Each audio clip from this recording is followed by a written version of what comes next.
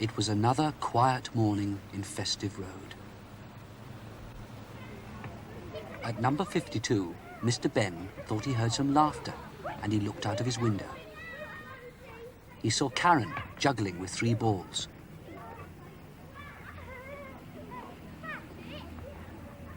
A boy balancing.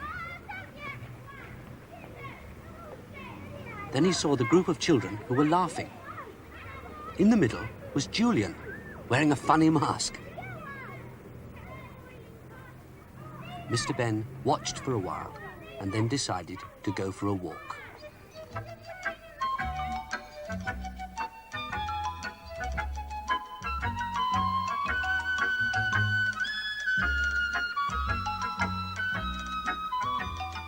Mr. Benn was on his way to the special costume shop, the shop which adventures could start from.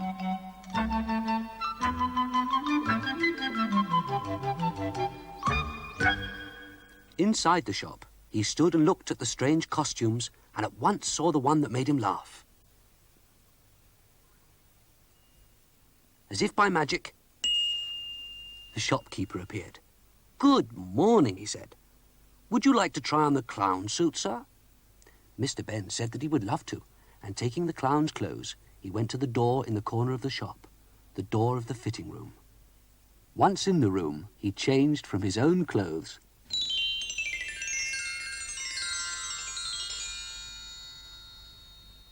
He didn't spend a long time looking at himself, but turned to the other door of the fitting room, the one which could lead to adventures.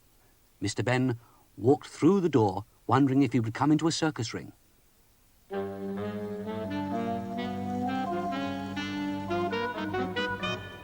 To his surprise, he found himself in an open landscape, beside a little car. He knew at once that the car was for him. It could only be a clown's car. Before long, Mr. Benn was driving the car gently along the road.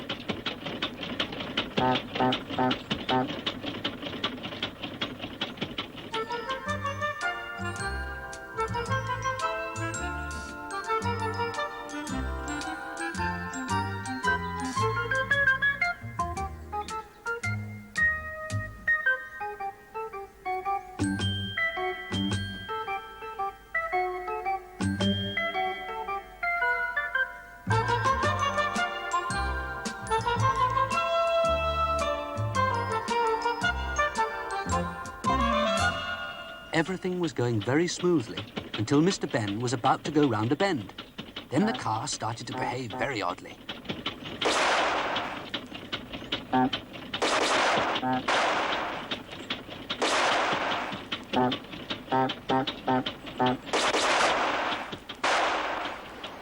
the same time, Mr. Benn could see a long line of trucks parked along the road in front of him, brightly painted circus trucks.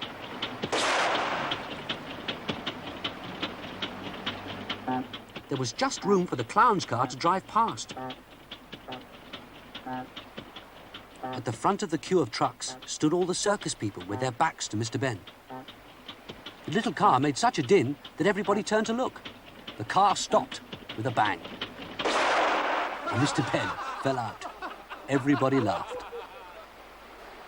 They made Mr. Benn feel quite welcome, and they asked him to help them with the circus for a while. "If we ever get to the next town," said a voice, and everybody became quiet again and turned to look the other way. For the first time, Mr. Benn saw why they were all stopped. A bridge they should have crossed had fallen down, and they couldn't go on. The circus folk were beginning to argue about the bridge. The strong man wanted to fill the gap with huge stones. The others told him it would only stop the river flowing. The tightrope walker wanted to put a rope across and balance everything over. but they'd never manage with the elephants. The conjurer said that he could make pieces of wood and stones balance for them to cross, but nobody thought that that would be safe. Everybody was suggesting things which they did in their circus acts. The stilt man wanted to make extra long stilts for everyone, but that wouldn't get trucks or equipment across. "What do you think we should do?" asked the ringmaster. "Well," said Mr. Benn, "you all work together to make a good circus. Well, I think you should all work together to make a good bridge." They all agreed.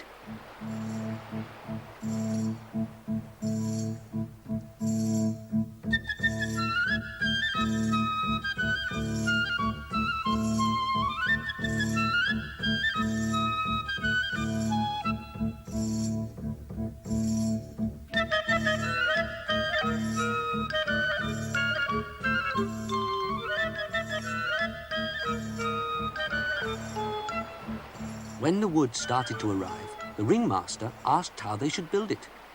"If we build it on the side, we can make sure it's strong enough," said Mr. Benn. "Then we can gradually slide it into place." "But surely," said the ringmaster, "it'll fall in the gap before it reaches the other side." "Build the bridge longer than we need it. The extra will balance it." The bridge was started and gradually began to be pushed across the gap.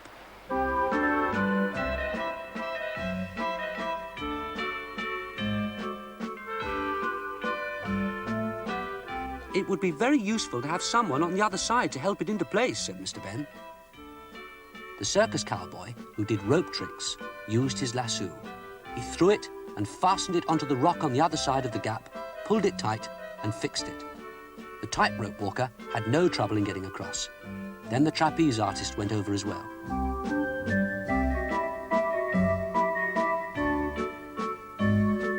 All this time, more wood was being brought, and the bridge went on growing and growing.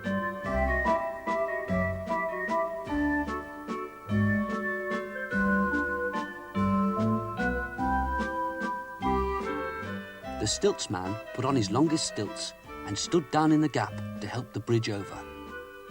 So the work went on building onto the road end of the bridge, and then everyone pushing the bridge further across. At last, it reached the other side. Everyone had played their part, and the bridge was a success. The first person to cross the bridge was Mr. Benn in his little car, still playing its tricks. Then came the whole circus procession. The trucks, the elephants, horses, everything.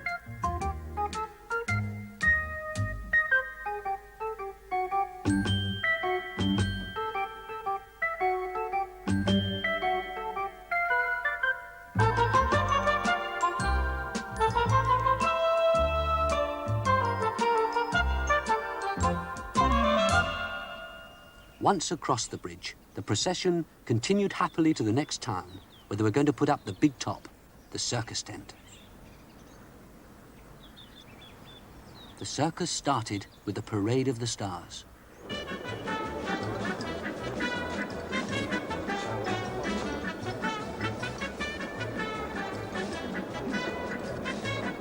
Mr. Benn, of course, drove his little car.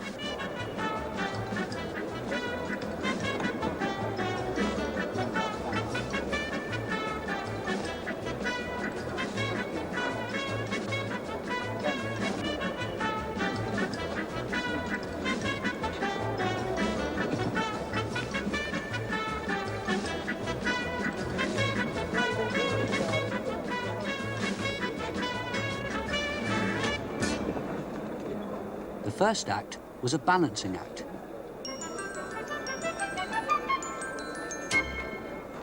Mr. Benn loved it when lots of things were balanced, one on top of the other.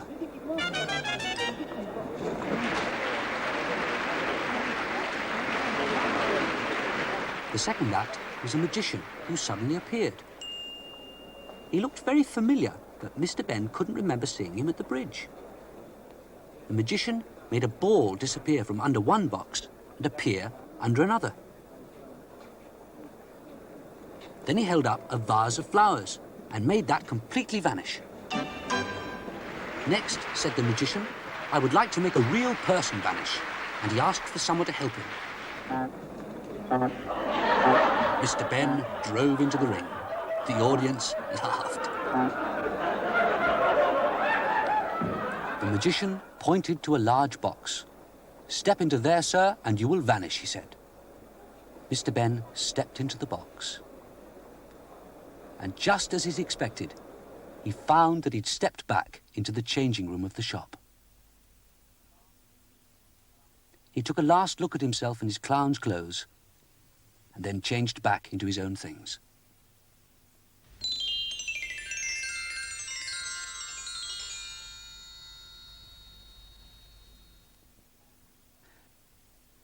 Back in the shop, Mr. Benn returned the clothes. You're a good magician, he said to the shopkeeper. We can all do something, sir, smiled the man. Mr. Benn was about to go when he remembered he still had the red nose. I nearly forgot, he said. That's all right, sir, said the man. Perhaps you'd like to keep it. Thank you, said Mr. Benn. Back in Festive Road, everything was quiet with people going about their business.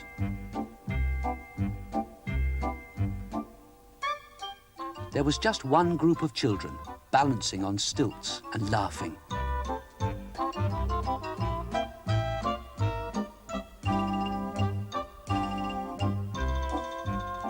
At his door, Mr. Benn took the red nose from his pocket and thought of the shopkeeper.